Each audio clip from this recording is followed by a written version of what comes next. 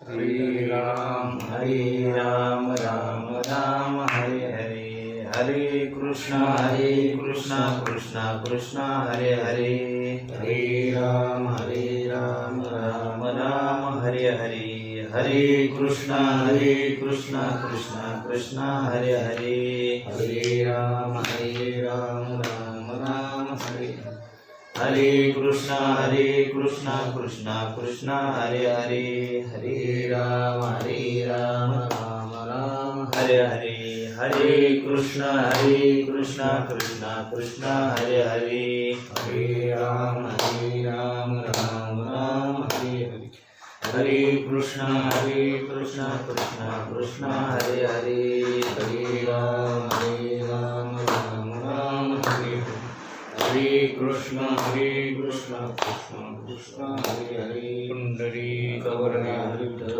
श्री ज्ञानदेव तुकाराम, विनायकं गुरुं नौमि साखरे नाम विस्तृतं, येषां चरणसान्निध्यात् जीवामुक्ता भवन्ति। जय जय साखरे वंशविख्यातं ज्ञानदानपरायणं, विनायकं गुरुर्वन्दे भवन्मविमुक्ते, ज्ञानप्रतापविलसतवचनामृतञ्च अद्वैतभावपटुताहितबुद्धिर्दर्शि, ज्ञानेश्वरः भगवान् अवतीर्णयो श्रीरङ्गनाथ गुरुराजनमोस्तुभ्यम्। त्रिजो कारण देह अज्ञान, तीनों तू द्रष्टा पोते स्वरूप ज्ञान, तिथी विलक्षण तू आत्मा जान, तू नहीं अनुभव प्रमाण।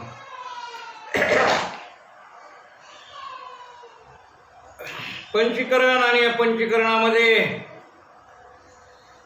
कारण देहाचं वर्णन ब्रह्मनिष्ठ श्रीराम गुरु आपल्या शिष्याला सांगतायत. कालही आपण याच्यावर थोडंफार चिंतन केलं. तीन देह आहे, स्थूल सूक्ष्म आणि कारण. त्यापैकी स्थूल देह आणि सूक्ष्म देहाचं चिंतन आपण केलं.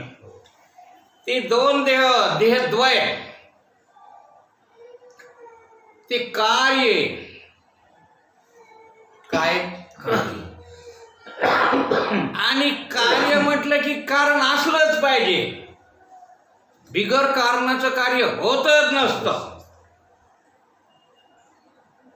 हे कार्य देहद्वय कार्य स्थूल सूक्ष्म हे देहद्वय आहेत. हे दोन देह आहेत आणि ती कार्य आहेत. ती पंचमहाभूताची कार्य आहेत. मुळात पंचभूतच कार्य आहेत. आणि कार्य कारण हे असतंच. कार्य कारणाशिवाय कार्य नसतंच. कारणातूनच कार्य पुढे येत असतं. कारण नसेल तर कार्य कुठून येत असतं? कारणाशिवाय कार्य नसतं. आता हा मुलगा आहे म्हटल्यावर त्याला आई बाबा असणारच आहेत. आई बापाशिवाय येणार कुठून? तुझी आई कोण, तुझा बाप कोण मला नाही माहित. म्हणजे असं कसं होतं? अरे कार्य पुढं आलं म्हणजे त्याचं काय असलं पाहिजे?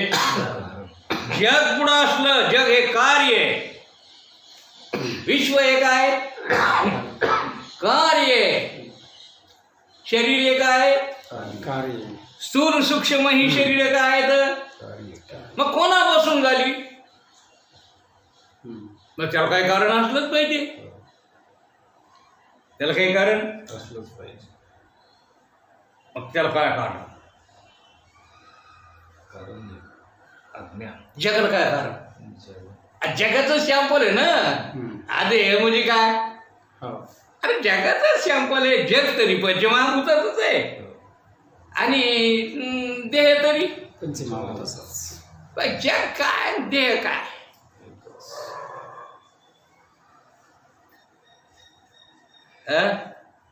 पिंडी देह स्थिती, ब्रह्मांडी पसारा, हरिलीन सारा व्यर्थ भ्रम. पण पिंडांचे येतेच ब्रह्मांडात आहे. पिंड पंचमहाभूतच आहे, ब्रह्मांड पंचमहाभूतच आहे. मग जग आणि देव ही पंचमहाभूताचीच आहे. पण ही पंचमहाभूत झाली कोणापासून? कुणाचं कार्य? स्थूल सूक्ष्म ही कार्य आहे. पण त्याचं कारण म्हणावं लागेल का नाही? काय कारण? अमृतानुभवाच्या सुरुवातीच्या श्लोकात ज्ञानेश्वर मला फार सुंदर वर्णन करतात. ऐसी ये निरुपाधिके जिये जगाची जनके, मिया वंदिली मुळीकी देवो देवी. ते देवन देवी या जगाला कारण आहेत. म्हणून मी त्या दोघांना नमस्कार करतो असं ज्ञानेश्वर महाराज सांगतात. वास्तविक विचार केला तर देवही निरुपाधिके आणि देवी ही निरुपाधिके. देवाला देवीची उपाधी नाही आणि देवीलाही देवाची उपाधी नाही. ते निरुपाधिके. पण तसे जरी असले तरी त्या दोघाशिवाय जग होत नाही. जिया वियाली बाळ जगा एवढे अमृतानुभवाचा की हे दोघं आहेत ना, जगरूपी बाळ त्यांचं बाळ आहे. कोणाचं बाळ आहे? हे जग कोणाचं बाळ?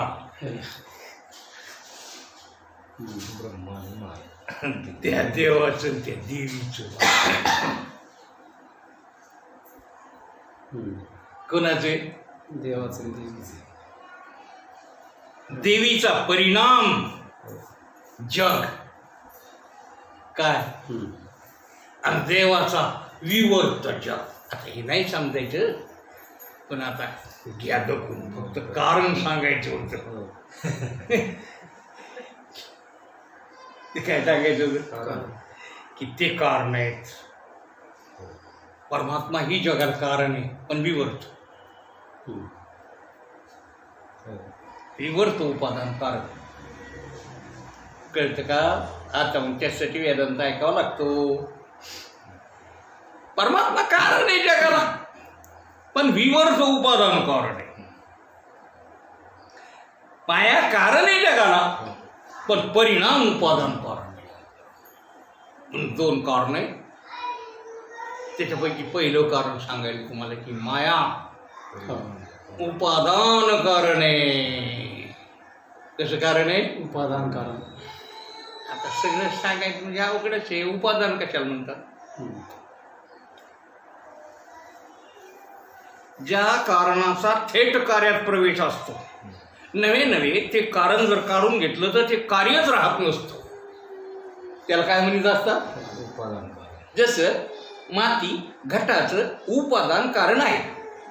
मातीशिवाय घट अस्तित्वात येणे शक्यच नाही. मातीचा थेट घटात प्रवेश आहे. घटातून माती जर काढून घेतली तर घटच राहत नाही. अशा कारणाला उपादान कारण म्हणतात. त्याच्यात म्हणतात उपादान कारण. आणि बाकीची कारण आहेत ना, आता हे साखळे बॉबीचे त्या घटाला कारण आहेत ना. ते चाक कुंभाराच्या घटाला काय कारणच आहे, पण तो निमित्त कारण. तो कसं कारण आहे?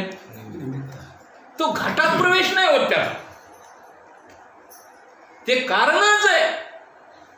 त्याचं ते चक्र कारणच आहे, त्याचं ते दंड कारणच आहे, त्याचं ते आवा कारणच आहे, ते सगळं कारणच आहे. अग्नी कारणच आहे, पाणी कारणच आहे, माती कारणच आहे. याच्याशिवाय घटाची उत्पत्ती होतच नाही. त्याची थोपटी कारणच आहे, त्याचं ते आतून घालायचं ते कारणच आहे. ते सगळं कारणच आहे. हे कारण आहेत का? पण बाकीचे कारण निमित्त कारण. कारण त्याचा घटात थेट प्रवेश होत नाही. घटाचा घट अस्तित्वात येईपर्यंत ते लागतात. आणि एकदा घट अस्तित्वात आले की बाकीचे कारण, त्याचं गधड सुद्धा कारण आहे. ते माती आणतो. कारणच निमित्त कारण आहे घटाला. म्हणून निमित्त कारण वेगळे आणि उपादान कारण वेगळे. निमित्त कारणाचा विचार नाही सांगितला तुम्हाला. मग तसे या देहाला निमित्त कारण खूप आहे. ईश्वर आहे, ईश्वर इच्छा आहे, जीवाचं प्रारब्ध आहे, आणखीन अनेक कारण आहेत. उपादान कारण काय की ज्याच्याशिवाय कार्य अस्तित्वात येऊच शकत नाही, आणि जे काढून घेतला असता कार्यच शिल्लक राहत नाही. जग अस्तित्वात आलं कोणापासून, आणि जगातून काय काढलं म्हणजे जग राहत नाही. देह अस्तित्वात आला कोणापासून, आणि काय काढून घेतलं म्हणजे देह राहतच नाही.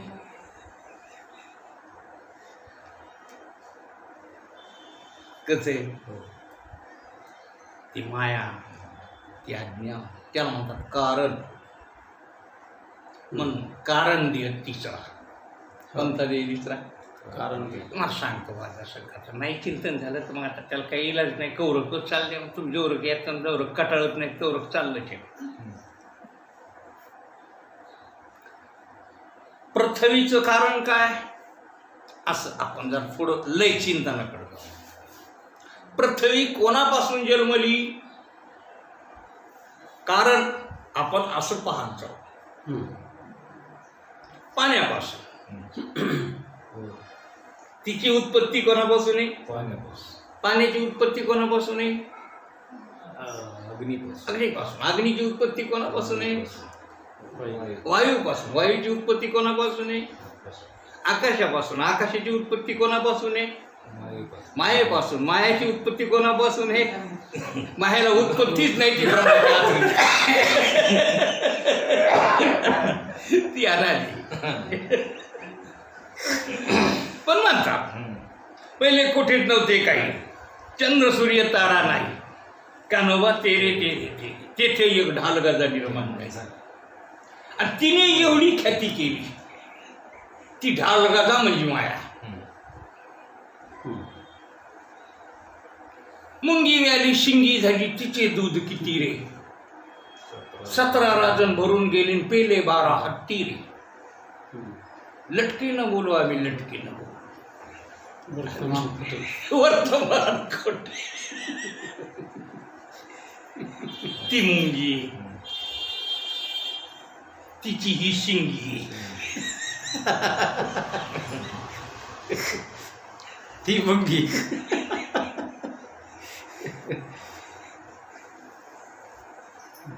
ती व्याली,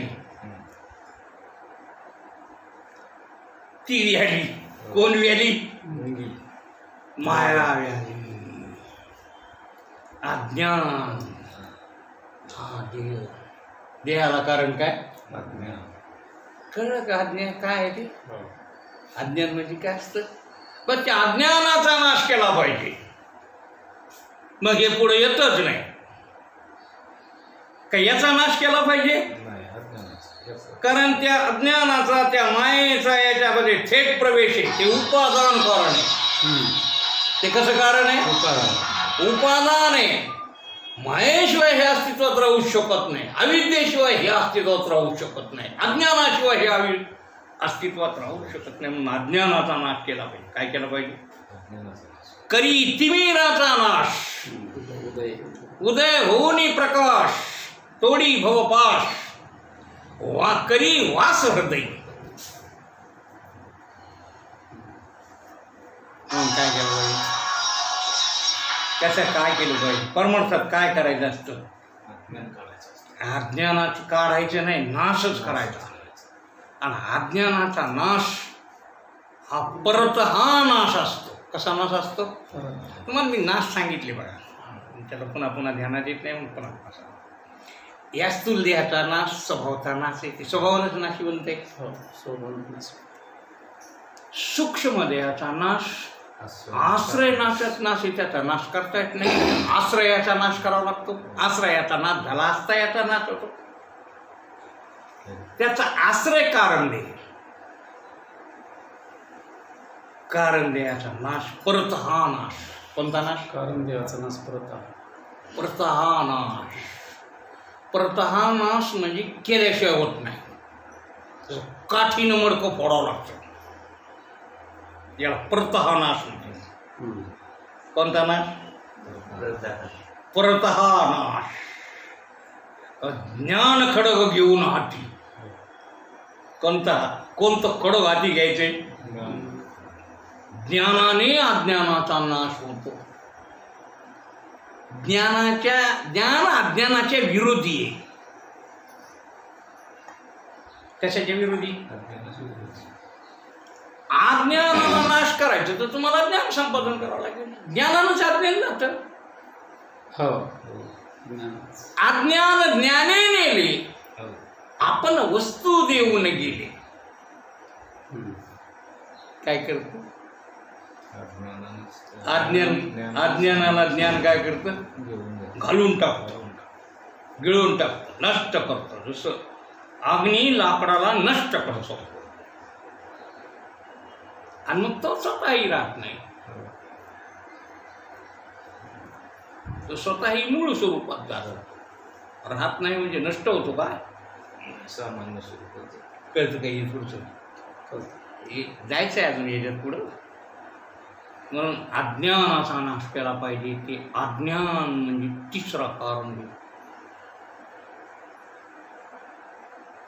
कशाचं अज्ञान आहे? काय आहे त्या अज्ञानाचं स्वरूप? अज्ञानाचं स्वरूप आहे का आपण आपल्याला न कळणे. अज्ञान म्हणजे काय?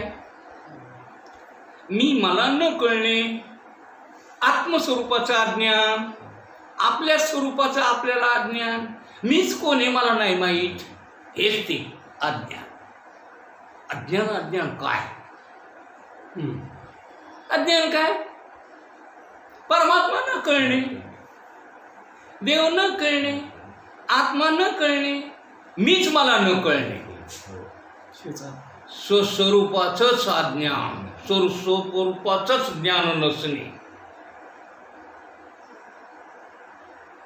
कुठे आपण आपल्याला ओळखीचं? तुम्हाला म्हणलं ना 2 देह टाकून, कालच म्हणलं ना, हे 2 देह टाकून सांगा बरं तुम्ही कोण आहे?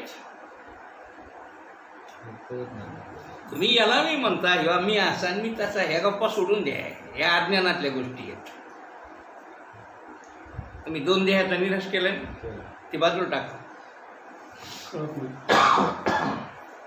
मग याचंच नाव अज्ञान. मलाच काय नाही कळत नाही. मी काल सांगितलं तुम्हाला की अज्ञानी आणि त्याच्या 2 शक्ती, एक आवरण शक्ती आणि एक विक्षेप शक्ती. आवरणातही 2 आवरणं सांगितली तुम्हाला. एक असतरूप आवरण आणि एक आभानरूप आवरण. असतरूप आवरण देवच नाही म्हणतो. त्याच्यासाठी मी काल दृष्टांतही सांगितलं तुम्हाला, भाटियाचे दृष्टांत सांगितलं. देव मानितच नाही. देवच न मानणे हे असत आवरण, असद्रूप आवरण, असदा आवरण. शब्द जरी अवघड असला तर शास्त्रीय त्याला काय असत आवरण, असदा आवरण, असद्रूप आवरण याला मानतात. देव मानायचंच नाही, देवच नाही असं जे म्हणणं त्याला काय म्हणतात? आणि देव आहे बाबा पण मला कळत नाही, मी पाहिला नाही, मला त्याचं ज्ञान नाही, मला त्याचा अनुभव नाही. आहे त्याच्याशिवाय हे चालत नाही, पण मला त्याचं काय नाही, ज्ञान नाही, मला तो भेटला नाही, मला त्याचा साक्षात्कार नाही, असं जे म्हणणं त्याला कोणतं आवरण म्हणतात? असतरूप आवरणाचा नाश परोक्ष ज्ञानाने होतो. कोणत्या ज्ञानाने? परोक्ष ज्ञानाने. म्हणून परोक्ष ज्ञान संपादन करावं लागतं, म्हणून संत संगती द्यावं लागतं. देव आहे, कसा आहे, काय आहे, मग त्याला असं कळतं की झाडाची पान हाली ज्याची सत्ता कोण जग चालवतो, मग या जगाचा उत्पत्ती करणारा कोण, या जगाचं पालन करणारा कोण, या जगाचा नाश कसा होतो, मग हे सूर्य कोण उगवतो, कोण मावळीतो, समुद्र आपली मर्यादा का ओलांडीत नाही, हिमालय इकडे चालत काहून येत नाही, सुनामी आपल्याला काहून येत नाही, नाही मग पाणी वेळच्या वेळेला का पडतो? असंख्य अचिंत्य. इकडे आल्याशिवाय नाही करणार. हे ऐकायचं असेल तर मग ब्रह्मसूत्राचे चिंतनाला या, मग सांगू ते अचिंत्य शक्ती काय त्या मायेच्या. कसं मानणं भाग पडतो. खूप काही चिंतन करण्यासारखं, खूप नियत देश, नियत काल, नियत लय मोठ्या गोष्टी आहेत त्याच्यामध्ये. इतकं नाही सांगायला आता पुरवलं तुम्हाला.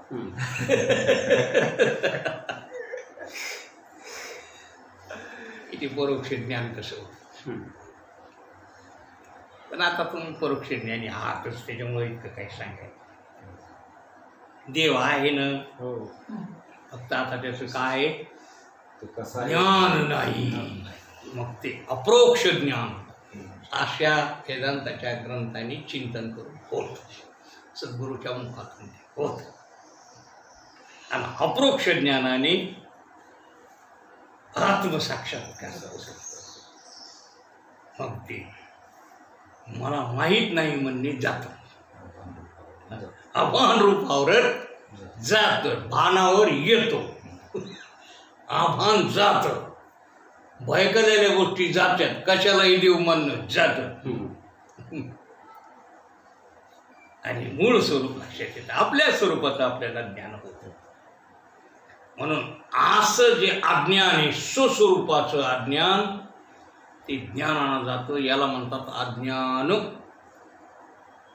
पण ते महाराज तुम्ही सांगायला इतकं चिंतन, आपण ते अज्ञान काय त्याची आम्हाला अनुभूतीच नाही. जसं आम्हाला कसं झालं, शंका विचारली की स्थूल देह आम्हाला कळाला. आता तुम्ही अज्ञान म्हणून सांगायले, पण आम्हाला स्थूल देह कळाला, 5 ज्ञानेंद्रियानं कळाला. इंद्रियानी तो प्रत्यक्ष आहे, तो दिसला, तो आम्हाला जाणता आला. 5 ज्ञानेंद्रिय घेऊन हा दिसला ना, जाणता आला, कळाला, म्हणजे त्याची अनुभूती आम्हाला, त्याचा अनुभव आला.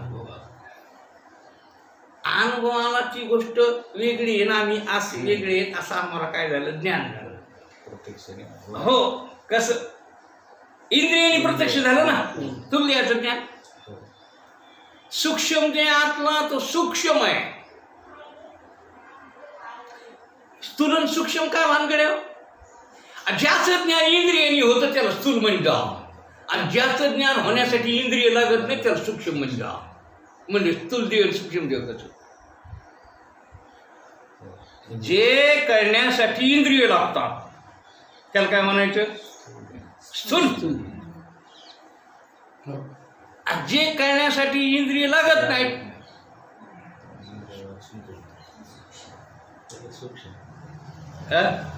त्याला काय म्हणायचं? सूक्ष्म. मन करण्यासाठी इंद्रिय लागले का? प्राण करण्यासाठी इंद्रिय लागले का? इंद्रिय करण्यासाठी इंद्रिय लागले का? डोळा डोळ्याची पाहावा. डोळा करण्यासाठी डोळा पाहण्यासाठी कोणतं इंद्रिय घ्यावं? हा डोळा नाही, हा माणसाचा डोळा आहे. याची जी दृष्टी आहे तर बकऱ्याचा बी बुच्ची जायतो. एखाद्याला नसला तर शोपीस म्हणून बुच्ची जायत नाही का? आणि ते उभ्या डोळ्यासारखा दिसत नाही का? अगो त्याची दृष्टी आहे का? मग ती दृष्टी कशाने पाहली? दिसतं का नाही दिसतं याच्यावरून डोळ्याची पाहावा.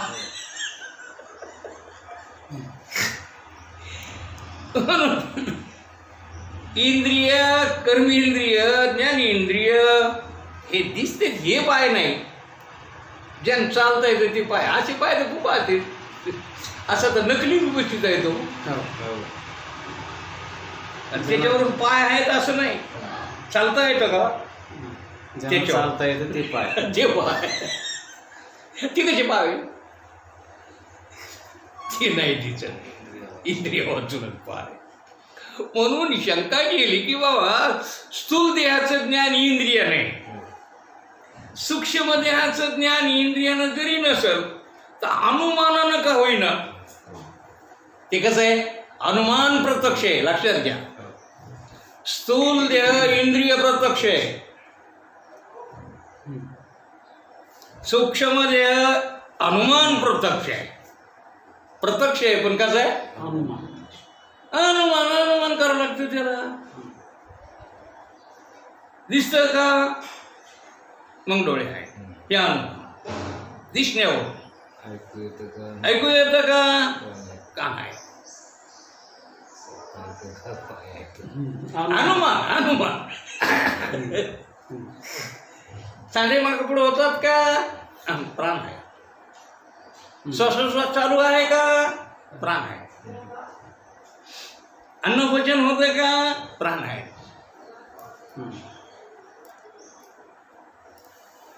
नाही का? गेले. अनुमान प्रत्यक्ष आहे. कसे? अनुमान प्रत्यक्ष. पण सूक्ष्ममध्ये अनुमान प्रत्यक्ष का होईना पण तो कळाला. आज कारण नाही आम्हाला कसाच कळलं. ते कसा कळा सांग. कारण आम्हाला हे दोन दिसले का नाही? एक अनुमानानं दिसलाच आणि एक इंद्रिय प्रत्यक्षात दिसला. एक इंद्रियानं उजेडात आलाच आणि एक अनुमानानं का होईना पण चाचपडत का होईना पण कळाला. कारण देह कसा कळावा? कारण आहे, अज्ञान आहे. कसं कळावं? त्याची प्रतीती होत नाही. या दोन देहाची प्रतीती होते. प्रतीती होते, अनुभव येतो. अज्ञानाचं प्रतीती होत नाही. कशी मग होते? तर कशी? अज्ञानाचा अनुभव येत नाही. मग ते कसं? म्हणून मी तर सांगितलं की ते युक्ती होतं. कळतं ते. अज्ञान कळत नाही तर कसं आहे? आता आम्ही विचारलं ना, हे दोन दिवस सोडून तुम्ही कसे आहेत सांगा. तर म्हणले मला बी कळत नाही. तुम्हीच म्हणले ना तुमच्या तोंडाला.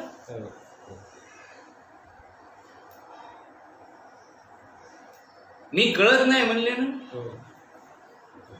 आज मग हे कळून का न कळून? आता असं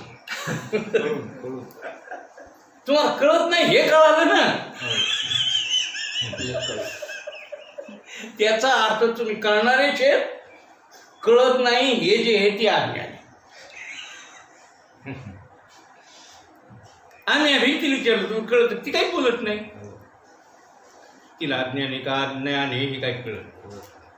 तुम्हाला अज्ञान हे कळतं म्हणजे अज्ञानाची प्रतीती आहे. तुम्हाला अज्ञानाचा अनुभव आहे. तुम्ही ज्ञान स्वरूप आहे आणि अज्ञानाची प्रतीती आहे. प्रतीत व्हायला का नाही अज्ञान? अज्ञानाचा साक्षात्कार व्हायला का नाही? मला कळत नाही असं जे तुम्ही म्हणता ते तुम्हाला कळाल्याशिवाय तुम्ही बोलतच नाही की ही गोष्ट मला कळाली नाही. न कळणं असू द्या पण ते न कळणं तुम्हाला साक्षात प्रत्यक्ष आहे. ही गोष्ट मला कळाली नाही महाराज. अरे मग ती कळाली नाही ते कळणारे तुम्हीच आहेत ना. नका कळू देऊ ते. नाही कळालं हे तुम्ही. नाही कळालं हे कोणाला कळालं? ज्याला कळालं ते तुम्ही. नाही कळालं हे ज्याला कळालं ते तुम्ही. ते नाही कळालं ते जाऊ दे वाड्यात. न कळणं अज्ञान आहे. पण ज्याला कळालं ते तुम्ही. मग तुम्ही अज्ञानाहूनही तुम्ही भिन्न आहात. अज्ञान तुम्ही नाही. तुम्ही अज्ञानाचा आरोप आपल्या अंगावर घेता. जसं स्थूल देह मी समजता, जसं सूक्ष्म देहाचे धर्म तुम्ही अंगावर ओढून घेता, तसं हे अज्ञानही तुम्ही अंगावर ओढून घेता की मला कळत नाही. तुला कळत नाही हे कोणाला कळतं मग सांग बरं? मग तुला कळतं, तू कळतच.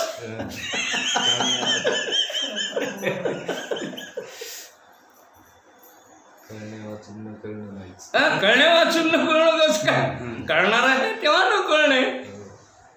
त्याच्यातला तू कळणार, न कळणं तुझं नाही. ते अज्ञान आहे.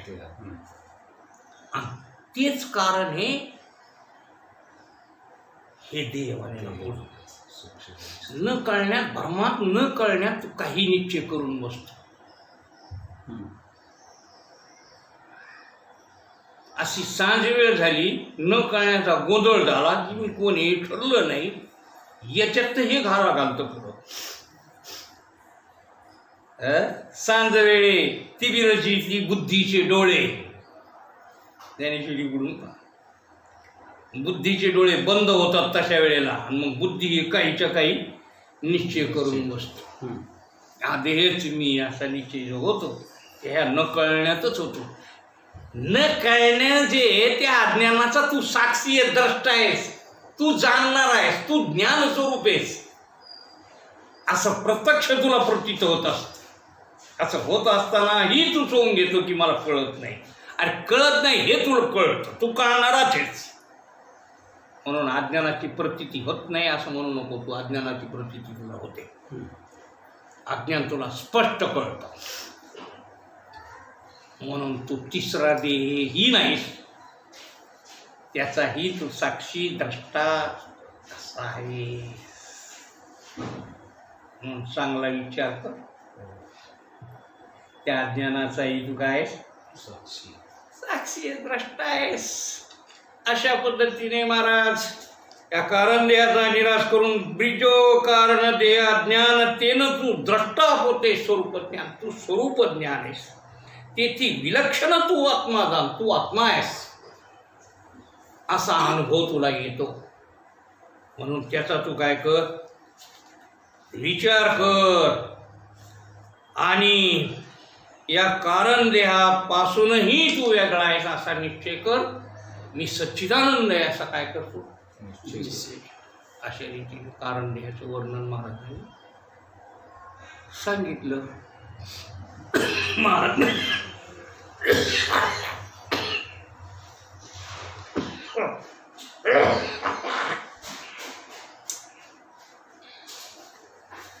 याची तत्व सांगा. जशी स्थूल देहाची 33 तत्व सांगितली, सूक्ष्म देहाची किती सांगितली, 33 सांगितली, तशी या देहाची तत्व किती. आता हे मुद्दामच विचारलंय, कारण ते आज्ञान तितकं स्पष्ट झालं नाही, म्हणून तत्वानं तरी स्पष्ट होईल. म्हणतात त्या देहाची तत्व तुला सांगतो.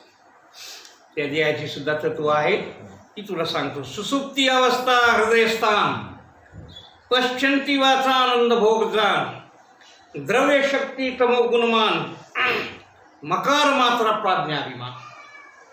याच्यामध्ये फार तत्व नाही, याच्यामध्ये ही 8 तत्व आहेत.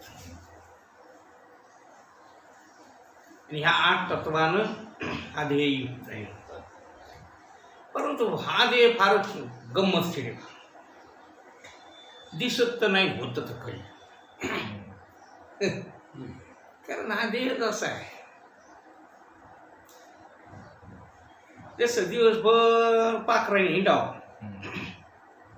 आणि संध्याकाळी घरट्यात येऊन गडपाव. दिवसभर पाखरं दिसतात, संध्याकाळी कुठे गेले. दिवसा आकाशात घरट्या घालतात ना, संध्याकाळी झाडावर त्यांचे असते खोपे, त्यांचे जे घरटे त्यांनी बांधले त्या घरट्यात काय होतात, विश्रांती घेतात. दिवसभर कार्य केलेलं दिसतात. तसं हे दिवसभर हे सूक्ष्म स्थूलाची आदळापट चालू असते आणि नंतर ती सूक्ष्म देह निद्रावस्थेत जातो. मन दिवसभर काम करून थकतं, जोर काम संपत नाही तर ती विश्रांतीला घेत नाही. काम जर संपलं नाही तर रातभर बी झोप येत नाही. दिवसभर कटर पटर हे मन याचा व्यापार चालू असतो. आणि मग नंतर विश्रांतीला पोहोचतं. जसे पाखरं घरट्यात जातात तसं मन त्याच्या खोप्यात जातं. कुठे जातं? कोणता खोपा?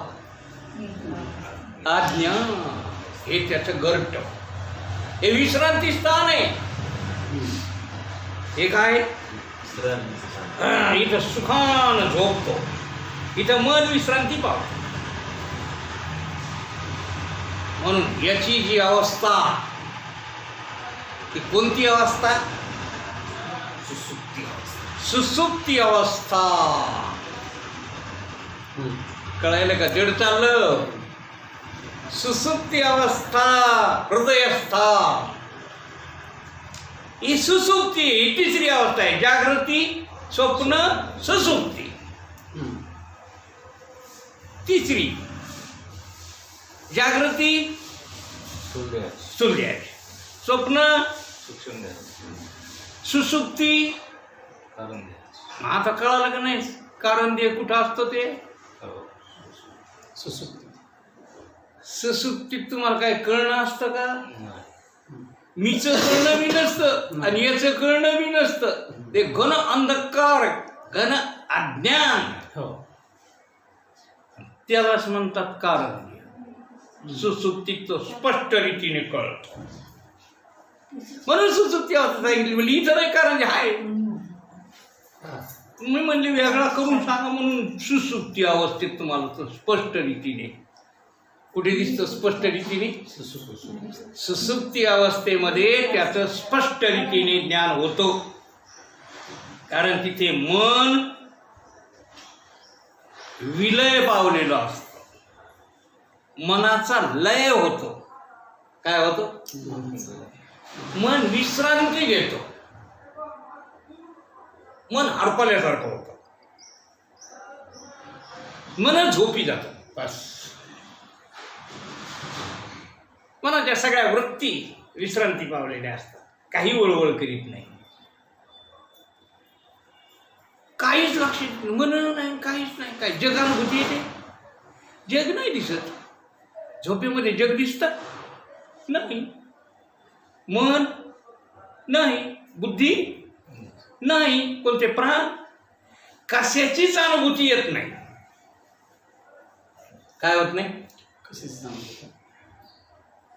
बरं, तुम्ही तुमची अनुभूती निदान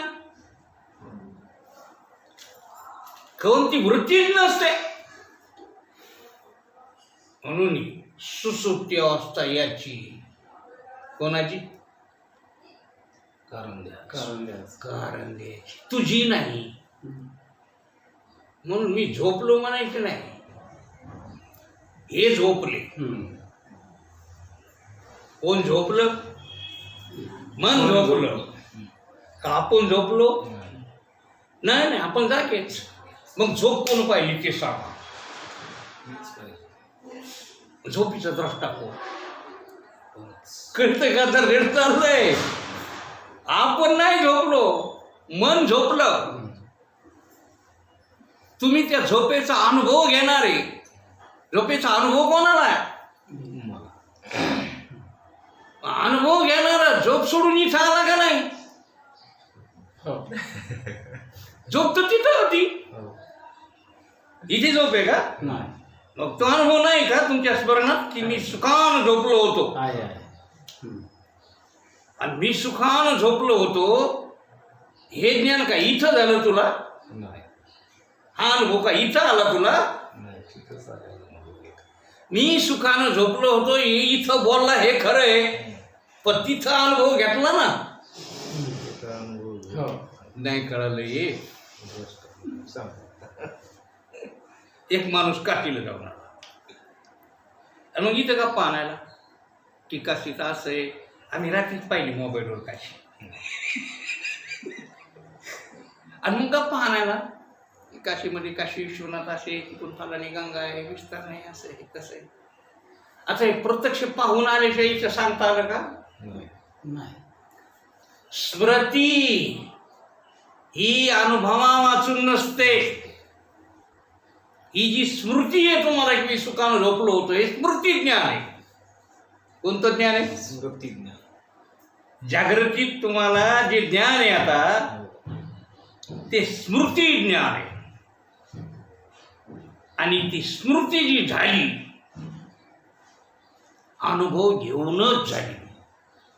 प्रत्यक्ष ज्ञानाची स्मृती होत असते, अनुभवच घेतला नाही. आणि मग स्मृती कशी होईल? तुम्हाला विनाकारण स्मृती व्हायली का? भ्रम आहे का ते? मी सुखानं झोपलो होतो हे भ्रम आहे का? भ्रम नाही, स्मृती आहे ती. आणि स्मृती ही अनुभव घेतल्याशिवाय झालीच नाही. म्हणजे तिथे तुम्ही अनुभव घेतला, म्हणजे तिथेच तुम्हाला ते ज्ञान झालं. तिथेच तुम्हाला, तिथे तुम्ही होता. मग तिथे तुम्ही नव्हता का? होता. असं बोलू शकता का तुम्ही की मी झोपीत नव्हतो? होते. तुम्ही होते आणि तुम्हाला ते सुख झालंही तिथेच, निद्रेचं. नाही तिथे प्रपंचाचा अभाव होता हेही तुम्हाला तिथेच कळालं. झोपेत जे होतं का? जर कठीण चाललेलं दिसायला म्हणलं नाही का? बरं आता एक द्रष्टात सांग. रातचा राखणदार तुला एक पहारेकरी, आणि मग तो इथं आहे पहारी, तिथे येतात तिकडे. मग ते गल्लीनं रातच्या हिंडतात. हो, असं घरात आरतीवर पहारेकरी आता नाही तर आरतीतच काही राहिलं नाही. पण ते राखणदार असायचे प्रत्येक घराला कुठं. मग ते रातभर त्यांनी काय करायच्या? चक्रा मारायच्या तिथे. फक्त जागाच, सगळे झोपले आणि जागा पहारी व्हायची. मग त्याला विचारलं सकाळी की रात्री इथून कोणी गेलं का? तुम्हाला नाही, इथून कोणीच नाही गेलं. हे जागा होता म्हणून सांगता आलं का? कसं तसं तुम्हाला विचारलं झोपीत काय काय दिसलं? म्हणले काहीच नाही. मग तुम्ही तिथं पहारेकरी होते म्हणून तुम्हाला सांगता आलं ते.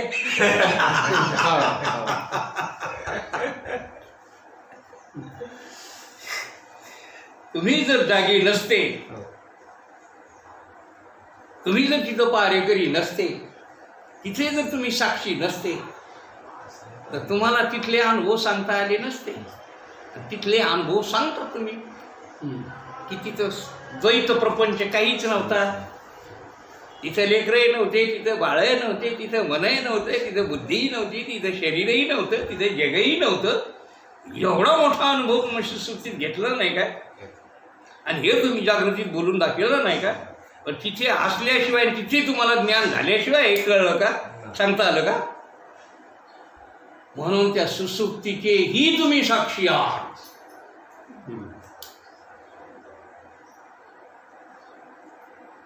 तुम्ही ज्ञान स्वरूपात त्या सुसुप्तीला जाणणारेही तुम्ही आहात.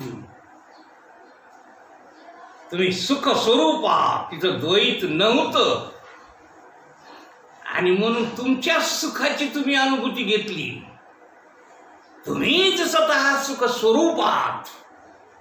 हे उष्ण सुख घेण्याची आपल्याला गरजच नाही. सुसुप्तीत आपलं सुख आपण अनुभवलंय, अनुभव आहे आपल्या सुखाचा की हे कोणी नसताना मी सुखी असतो. हा तो सुख स्वरूपतेचा अनुभव आहे, हा तो ब्रह्मस्वरूपाचा अनुभव आहे. सुसुप्तीत तुम्ही ब्रह्मस्वरूपावर असता, काही न करता, कोणतीही साधना न करता. प्रत्येक जीव कसं आहे, केवढी विलक्षण. पण नाही कळत नाही. न कळणं आहे निघ, न कळणं आहे म्हणून सगळं मात्र आहे. म्हणून सुसुप्तीत आणि समाधीत एवढाच फरक आहे. सुसुप्तीत न कळणं असतं आणि समाधीत कळणं असतं, म्हणून समाधी जास्त होतं.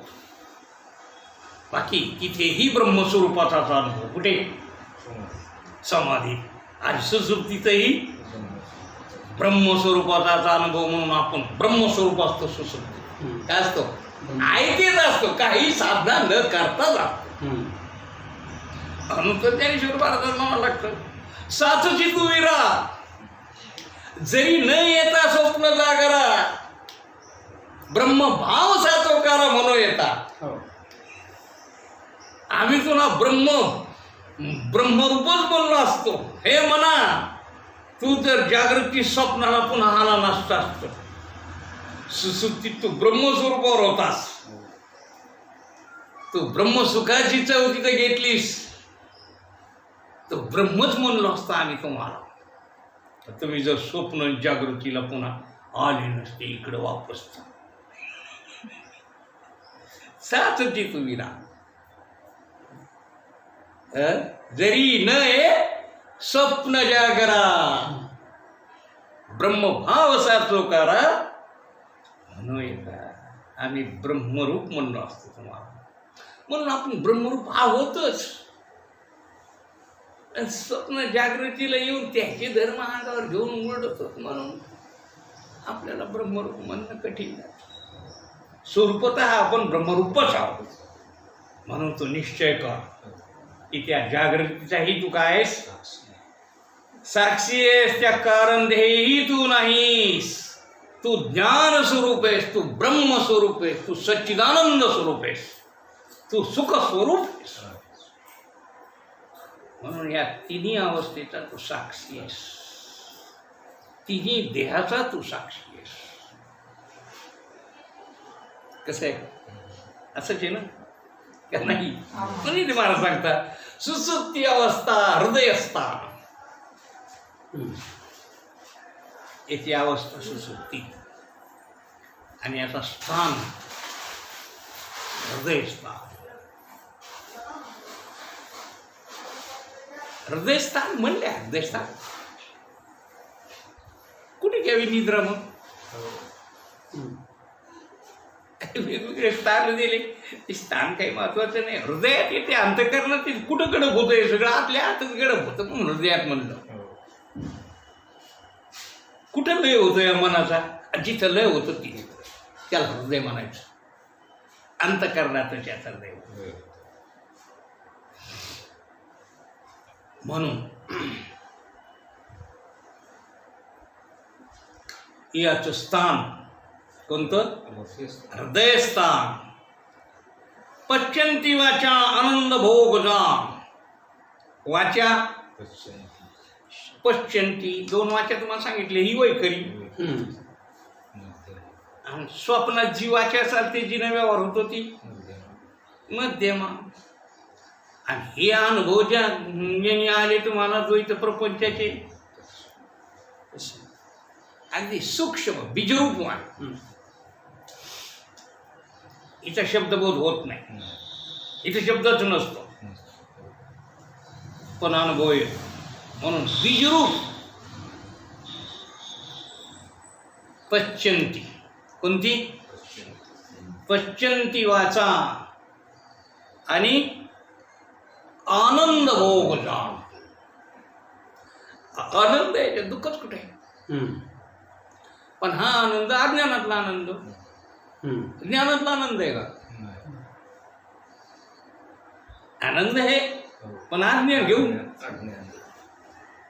आनंद आहे, स्वरूपाचाच आनंद आहे, सुखाचा अनुभूती आहे, अनुभव सुखाचा आहे, पण अज्ञानात. म्हणून याला अज्ञानातला आनंद म्हणते. तो कसा असतो महाराज? अज्ञानात कशाचा आनंद करतो? माकड काकडीला राहायची कशाचे खुश? माणसं कशाचं खुश होते? एखादं बेकार झालं हे खुश. आता हे का खुश करेल? अज्ञानाचा आनंद. एखाद्याचं समजा वाईट झालं तर हे दुसरा शेजारी खुश. आता हे का आनंदाचं कारण नाही. अज्ञानात आनंद, याला काय म्हणायचं? आनंदाचं काहीही कारण यथार्थ पाहिजेत ना काहीतरी. याच काही कशाचं काही नाही. याला म्हणते अज्ञानातला. हा आनंद भोग येते. कोणता भोग? आनंद भोग. आनंदमय कोश येते. हा कोश कोणता आहे? मागील 4 कोश सांगितले. आता कोश कोणता आहे? आनंदमय कोश. या कारण द्या आनंदमय कोश. आणि या अज्ञानावर लोक जगत या देहातला आनंद येतो, या कारण देहातला या आनंदावर गुजराण करायला लोक.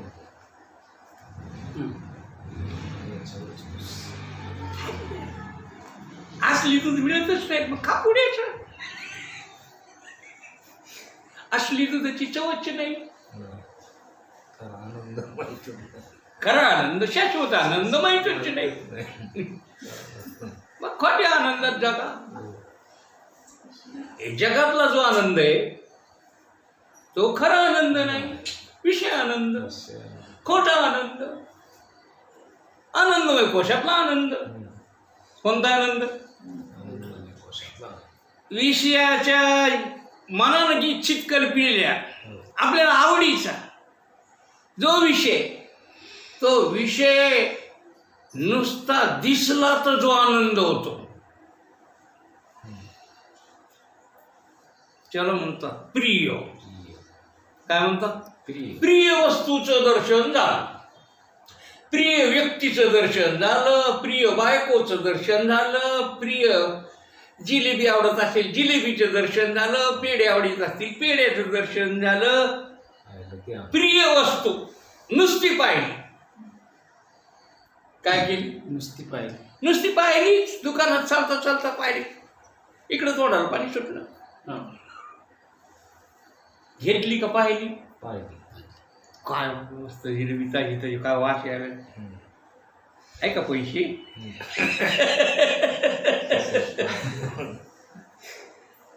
प्रिय वस्तूच्या दर्शनाबरोबर, प्रिय वस्तूच्या पाहिल्याबरोबर, प्रिय विषयाच्या दर्शनाबरोबर जो आनंद होतो त्याला काय म्हणतात? प्रिय. प्रिय. आणि मग ती पाहिली की ती प्राप्त करण्याची इच्छा होते. मग खटपटी सुरू होते की ते कसं आपल्याला कसं मिळेल. ओ मग सांगा ना, ते आहे का तुमच्या खिशात? आपण घेऊ ना ते. मग काय आटापिटा, खटपटी, कष्ट, आणि मग ते कस तरी ते त्याची प्राप्ती. आता आणला तो विषय प्राप्त झाला. काय झाला? ती जिलेबी आणली, तो दिसणारा पदार्थ मिळाला, प्राप्त झाला. ती प्रिय व्यक्ती भेटली. आता आनंद द्विगुणित झाला. खरे ज्याच्यासाठी खटपटी केली ती आता काय झाली? मिळाली. मग आनंद वाढला का कमी झाला? याला मोद म्हणतात. याला काय म्हणतात? मोद. हे सगळे आनंदाचीच नाव. प्रिय तरी आनंद. आणि प्रिय आनंद असा की निष्ठ दर्शन, दृष्टी दर्शन. मोद नाही, ती वस्तू तुमच्या मालकीची झाली, ती आता तुमच्या कब्जात आली, तुम्ही त्याच्यावर मालकी गाजवायला आता तयार आहे, तुम्ही त्याचा वापर करायला तयार आहे. आता काय? मूर्त. आणि ती वस्तू प्रत्यक्ष भोगली, उपभोग घेतला तिचा काय घेतला? जिलेबी आवडी आता खाल्ली, नुसती आणलीच नाही, आता उपभोग घेताना जो आनंद. आता बरं वाटलं का नाही? वा काय चवदार होती, काय मस्त मजा आली, काय चहा गोड होता, खाऊस तर भोगचा संपला.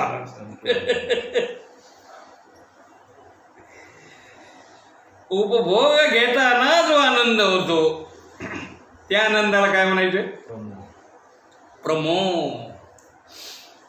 या 3 प्रकारचे आनंदाचा जो भोग त्याला म्हणतात आनंद भोग जा. कोणता भोग जा? पश्चंती वाचा आनंद भोग जा. नागाला प्रविविक्त भोग होता, त्याच्या आधीचा स्थूल भोग होता, आणि हा आनंद भोग. आणि ह्या आनंदावर सगळ्याची गुजर. हा विषय आनंद आहे, अशाश्वत आनंद. हा आनंद टिकणारा नाही. हा आनंद अरे मिळवीत असतानाही कष्ट, भोगीत असतानाही कष्ट, रक्षण करीत असतानाही कष्ट. पैसे मिळवायला कष्ट लागतात, सांभाळायला कष्ट लागतात, पैसे सांभाळायला कष्ट लागतात, तर पैसे हिसकून नेले तरी कष्ट, दुःखच. म्हणून विषयाची प्राप्ती अवघड, विषयाचं रक्षण अवघड, विषयाचं तुटत असताना, जात असताना तेही दुःख अवघड. म्हणून हा आनंद नाशवान अशा प्रकारचा आहे. कसा आहे? आनंद आहे पण क्षणिक आनंद आहे. असा आनंद सुख पाहता जवळ पाडे, दुःख पर्वता एवढे. मानले जातले तर खरं तर सुखच नाही, हे तुम्ही मानलेले म्हणून तुम्हाला अज्ञानात आहे. खरं तर नाहीच. जरी का विषया माझे असते सुख, तरी का त्यागी ती संकाधिक. विषयात सुख असतं. विषयात तुम्ही सुखाची कल्पना करता, विषयात सुख नसतंच. विषयात जर सुख असतं तर एकाला सुख आणि एकाला दुःख झालंच नसतं. सर्पाला पाहिलं की माणसाला दुःख, सर्पिणीला आनंद. सर्प तर एकच आहे, एकाला दुःख आणि एकाला आनंद. अरे विषयात सुख नाहीच, पण एकाला आनंद वाटतो आणि एकाला दुःख वाटतं. त्याच्यामुळं आहे का ते, त्याच्यात आहे का ते. म्हणून विषयाच्या ठिकाणी सुखाची भ्रांती आहे, सुख नाही. सुख नाही कोठे आली या संसारात. सुख संसारात नाहीच, कुठेच नाही, कशातच नाही. मानतो मग होतं कसं? अज्ञान, प्रिय, मोह, प्रमोद या आनंद भोगानं तुला या आनंदाच्या वासना आहे. आणि तुला तसं वाटतं तर ह्या मनासारखं झालं की क्षणभर तुझी बुद्धी स्थिर होऊन आत्मानंदाचं भान होऊन तुला आनंद होतो. तोही आत्म्याचाच आनंद आहे. पण क्षणभर त्या विषयाच्या प्राप्तीबरोबर तुझं मन स्थिर होतं, अंतःकरणाची स्थिरता आणि आत्मानंदाचं भान हे एकाच वेळी होत असल्यामुळं त्याच्या ठिकाणी तुला सुख आहे असं वाटतं. नाही तर त्या कुत्र्याच्या हाडकासारखं आहे. कुत्र्यानं हाडूक आणलं त्याच्यात रक्त असतं, पण ते चगळीत याचं दाभाड फुटतं, मग त्याच्यात रक्त आल्यासारखं वाटतं.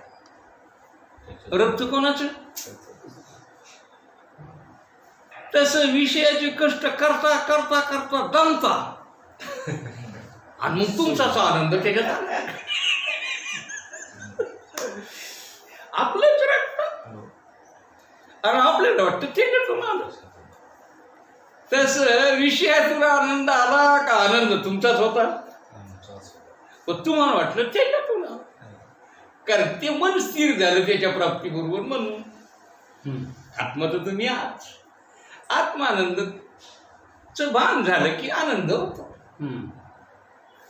म्हणून हा कोश आहे, आनंदमय कोश आहे, त्याचा तू साक्षी आहे, त्याचा तू द्रष्टा आहे, ते तू नाहीस, ते टाकून दे. तू त्याला जाणणारा स्वतःच सुख स्वरूप आहे, तूच आनंदाचा कंद आहे.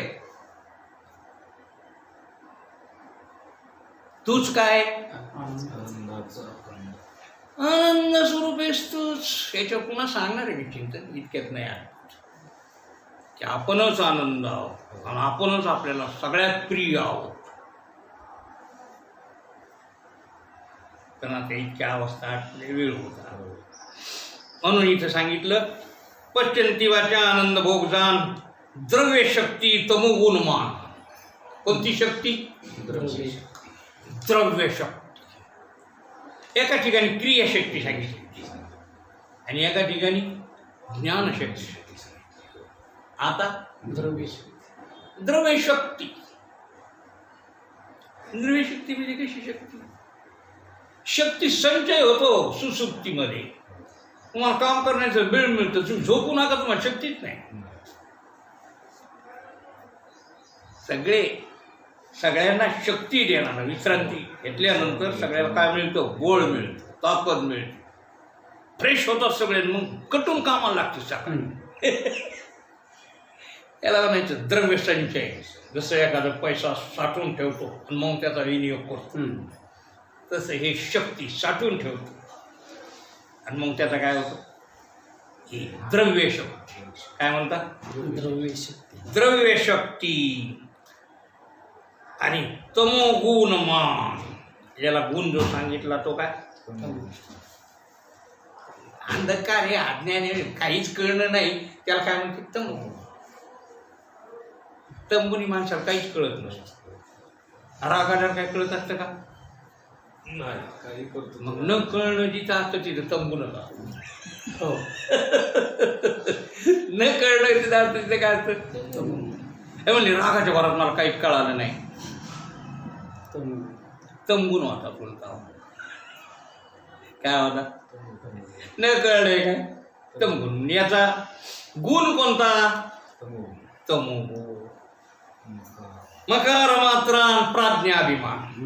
याला मात्रा आहे, याला मकार मात्रा आहे, आणि प्राज्ञा असा अनुभव, अभिमान, विश्वाभिमान, तेजस अभिमान, आणि हा प्राज्ञाभिमान.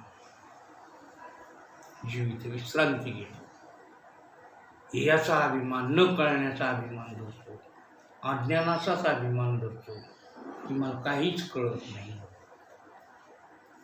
अशा प्रकारची ही कारंज्याची 8 तत्व आहेत.